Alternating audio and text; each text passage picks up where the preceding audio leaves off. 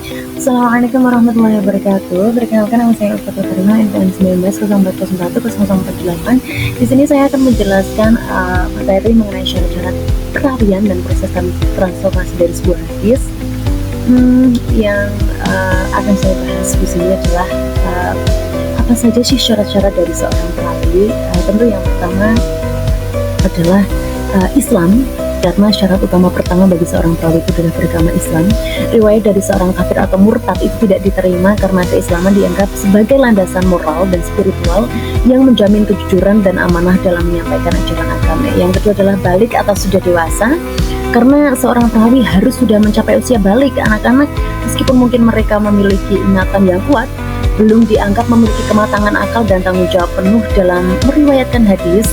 Namun, riwayat dari anak kecil yang sudah tamyiz atau mampu membedakan mana yang baik dan mana yang buruk bisa diterima jika ia meriwayatkan apa yang ia dengar setelah balik atau riwayatnya didukung penuh oleh perawi yang lain yang sudah balik dan sikoh. Yang ketiga adalah berakal atau akil. Nah, perawi ini haruslah seorang yang berakal sehat dan tidak gila. Kualitas akal sangat penting untuk memahami, menghafal, dan juga menyampaikan hadis dengan benar. Riwayat dan dari orang gila atau pisan itu yang tidak mengalami gangguan jiwa tentu tidak dapat diterima. Selanjutnya yang keempat adalah adil. Apa maksudnya? Adil itu adalah sifat keadilan atau integritas moral dari seorang perawi. Nah, ini mencakup beberapa aspek. Yang pertama adalah istiqomah. Yang kedua adalah tidak melakukan dosa yang besar. Tiga, tidak menerus melakukan dosa kecil. Terus tidak memiliki perbuatan mubah yang merusak kehormatan. Artinya dia juga menjaga etika dan norma sosial yang berlaku. Terus yang paling singkatnya adalah bahwa perawi yang adil ini adalah orang yang dikenal lurus, jujur, berakhlak mulia, dan jauh dari sifat-sifat fasik. Terus yang kelima adalah dobit atau kuat hafalannya. Nah, dobit ini tentunya memiliki dua aspek, yaitu dobit syatr atau kuat hafalannya. Terus ada juga dobit kitab atau akurat catatannya. Terus apa saja sih faktor-faktor yang mempengaruhi kedobitan perawi? Yang pertama adalah kecerdasan dan daya ingat, karena individu yang cerdas dan memiliki ingat yang kuat itu cenderung lebih dobit. Terus yang kedua adalah konsentrasi dan ketelitian. Terus ada lagi pengulangan murojaah, ada menjaga catatan dan usia dan kondisi kesehatan. Terus kita bisa lihat di layar beberapa contoh-contoh kekurangan dari kedobitan.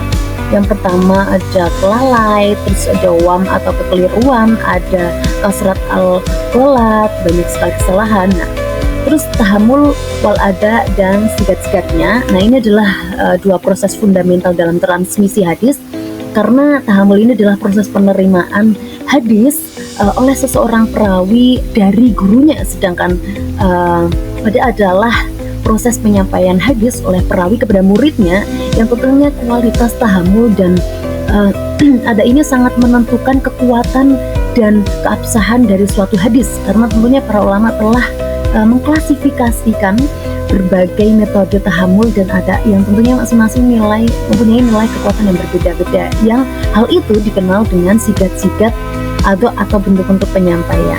Nah, tahammul atau proses penerimaan hadis ini ada beberapa metode utama. Yang pertama adalah sama atau mendengarkan langsung, yang kedua adalah art atau memperlihatkan atau menyetorkan, yang ketiga adalah ijazah atau izin meriwayatkan, terus ada munawalah atau memberikan kitab atau naskah, terus ada mukotab atau menuliskan untuk dikirim, terus memberitahu, ada i'lam atau memberitahu, ada wiyadah atau menemukan dalam tulisan, lalu ada wasiyah atau berwasiat kepada kitab hadis. Nah, wasiat ini adalah metode di mana seorang guru berwasiat kepada muridnya untuk meriwayatkan kitab hadis setelah kematiannya. Selanjutnya ada urutan kekuatan metode tahammul dan ada. Ini yang pertama adalah sama, yaitu mendengar langsung dari guru. Ada qiraah ala syaikh atau membaca di hadapan guru. Ada muqatabah ma'ijazah atau surat menyurat disertai izin. Ada munawalah ma'ijazah atau penyerahan kitab disertai izin. Ada ijazah murni, ini adalah izin meriwayatkan tanpa sama atau qiraah munawalah atau muqatabah. Ada lagi i'lam wasiyah, munawalah muqatabah mujarodah atau tanpa izin eksplisit kekuatannya sangat bervariasi dan cenderung lemah. Nah, yang terakhir adalah wijadah atau menemukan tulisan tanpa verifikasi langsung. Kesimpulan dari materi ini adalah bahwa syarat-syarat perawi ini adalah landasan utama dalam menilai keabsahan suatu hadis, karena tentunya seorang perawi harus memenuhi syarat Islam, balik, berakal, adil, dobit, dan tentunya keadilan ini mencakup integritas moral dan keagamaan, serta dia dapat menjauhi dosa besar, dosa kecil yang terus-menerus, serta menjaga muroah. Kedobitan meliputi kekuatan hafalan, pemahaman, ketelitian, dan juga dia bisa menjaga catatan. Selain itu juga seorang perawi juga harus selamat dari perbuatan tadlis atau penyamaran. Selanjutnya yang kedua adalah proses transformasi hadis ini dilakukan dengan berbagai metode tahammul wal ada. Tentunya metode ini memiliki tingkatan yang berbeda-beda, mulai dari yang kuat, yaitu sama, terus turun, dan akhirnya pemahaman yang mendalam tentang syarat-syarat dan berbagai metode tahammul wal ada ini menunjukkan betapa telitinya dan cermatnya para ulama hadis dalam menjaga kemurnian sunnah Nabi Muhammad SAW, yang tentunya sistem ini dirancang untuk meminimalkan potensi kesalahan, pemalsuan, dan penambahan yang tidak benar dan transmisi hadis, sehingga umat Islam dapat mengandalkan suatu hadis sebagai salah satu sumber utama ajaran Islam, ajaran agama. Demikian yang dapat saya sampaikan, kurang lebihnya saya mohon maaf. Wabillahi taufiq wal hidayah. Wassalamualaikum warahmatullahi wabarakatuh.